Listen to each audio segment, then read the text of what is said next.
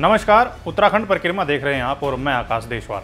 उत्तराखंड परिक्रमा में आज शुरुआत करेंगे मुख्यमंत्री पुष्कर सिंह धामी से, जिन्होंने तमिलनाडु के मुख्यमंत्री स्टालिन के बेटे उदयनिधि के सनातन पर दिए गए बेतुके बयान की कड़े शब्दों में निंदा की। दिया गया बयान अत्यंत ही निंदनीय है। उसकी जितनी निंदा की जाए कम है। यह दर्शाता है कि जो INDA गठबंधन बना है, इस गठबंधन की घटिया सोच को दर्शाता है कि ये गठबंधन सनातन के बारे में किस प्रकार के विचार रखता है।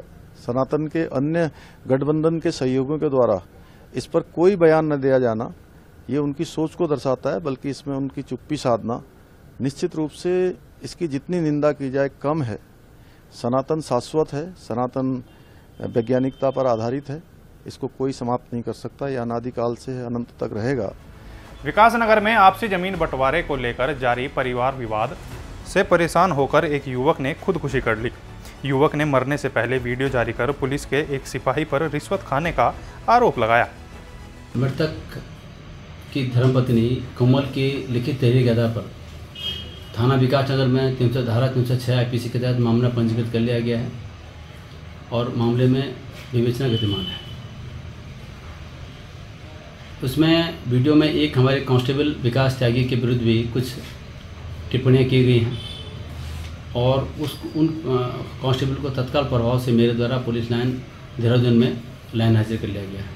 पौड़ी जिले में इस साल बारिश से कई पुल धराशायी हुए, जबकि कई पुल जर्जर हालत में हैं।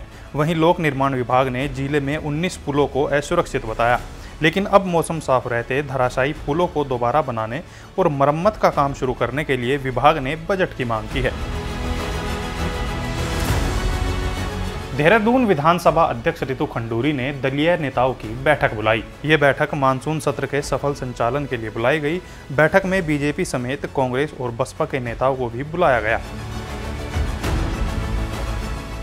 उत्तराखंड की पंचम विधानसभा के 2023 का द्वितीय सत्र 5 सितंबर से शुरू होने वाला है। इसे लेकर जिलाधिकारी सोनिका ने विभिन्न संगठनों और समुदायों द्वारा प्रदर्शन, धरना या अन्य किसी प्रकार की गतिविधियों के कारण शांति व्यवस्था भंग न हो, इसके लिए विधानसभा परिसर के 300 मीटर की परिधि में सत्र की समाप्ति तक धारा 144 लागू कर दी।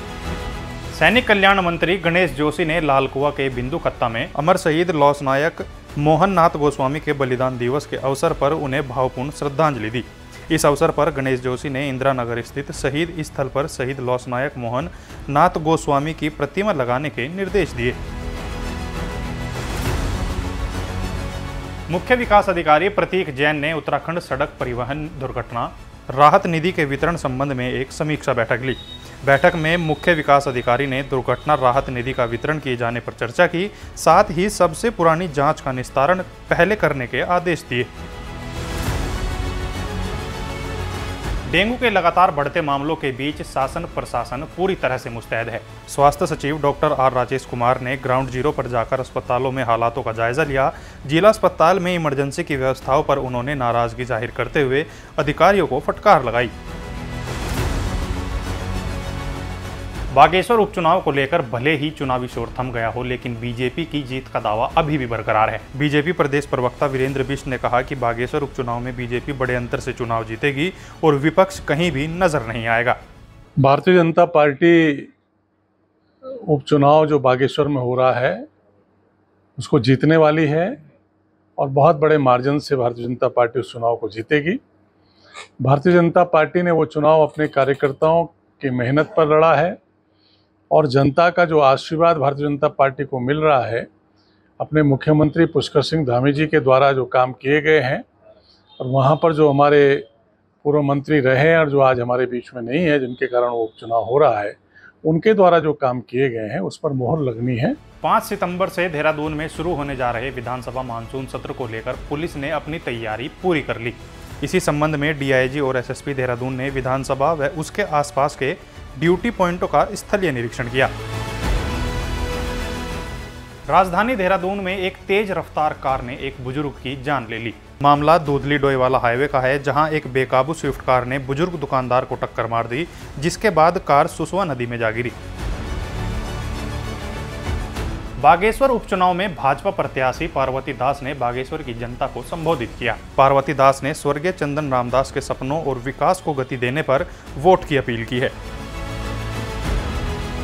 एसएसपी ने बीते 29 अगस्त को सहजदारा क्षेत्र में हुई एक लूट के मामले का खुलासा किया है।